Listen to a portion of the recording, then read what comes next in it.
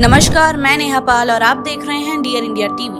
महाराष्ट्र विधानसभा चुनावों को लेकर दिल्ली में हलचल बढ़ गई। महायुति गठबंधन के नेताओं की बैठकें जोर पकड़ रही हैं। महाराष्ट्र के दोनों डिप्टी सीएम देवेंद्र फडणवीस और अजित पवार पहले से ही दिल्ली में हैं और अब मुख्यमंत्री एकनाथ शिंदे भी बैठक के लिए दिल्ली पहुंच रहे हैं। तीनों नेता आज केंद्रीय गृह मंत्री अमित शाह से मुलाकात करेंगे, जहां सीटों के बंटवारे पर अंतिम बातचीत होगी। सीएम शिंदे आज दोपहर दिल्ली पहुंचेंगे और इसके बाद महायुति के शीर्ष नेताओं के साथ बैठक होगी। दरअसल महाराष्ट्र की कुछ विधानसभा सीटों पर तीनों दल बीजेपी, शिवसेना और एनसीपी का दावा है। आज की बैठक का मकसद इन्हीं सीटों पर सहमति बनाना है। उदाहरण के तौर पर आष्टी विधानसभा सीट पर एनसीपी के अजित पवार गुट के विधायक बाला साहेब आसपे वर्तमान में विधायक हैं, लेकिन यहाँ से बीजेपी के सुरेश घस चुनाव लड़ना चाहते हैं। इसी तरह तासगांव सीट पर बीजेपी पूर्व सांसद संजय काका के बेटे को टिकट देना चाहती है, जबकि अजित पवार अपनी पार्टी के उम्मीदवार को यहां से चुनाव लड़ाना चाहते हैं। अजित पवार गुट से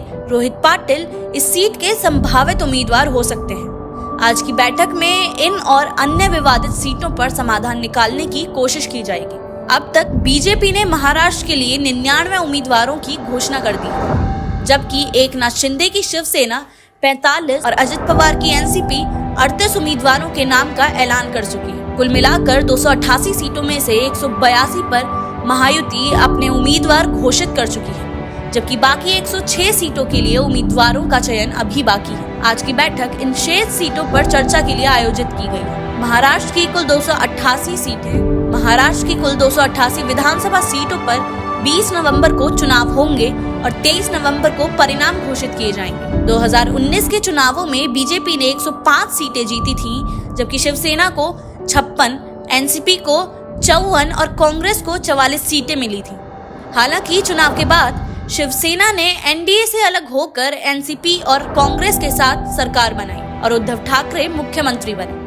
जून 2022 में शिवसेना में विभाजन हुआ, जिसके बाद एकनाथ शिंदे ने पार्टी के 40 विधायकों को अपने साथ मिला लिया और बीजेपी के समर्थन से महाराष्ट्र के मुख्यमंत्री बन गए। इसके साथ ही शिवसेना 2 गुटों में बट गई। शरद पवार की एनसीपी भी 2 धड़ों और अजित पवार गुट में विभाजित हो गई है। इस बार के विधानसभा चुनावों में महायुति के सामने चुनौती है कि कैसे सभी सीटों पर सामंजस्य बिठाकर चुनाव लड़ा जाए और अपने सहयोगियों के बीच सीटों का उचित बंटवारा किया जाए।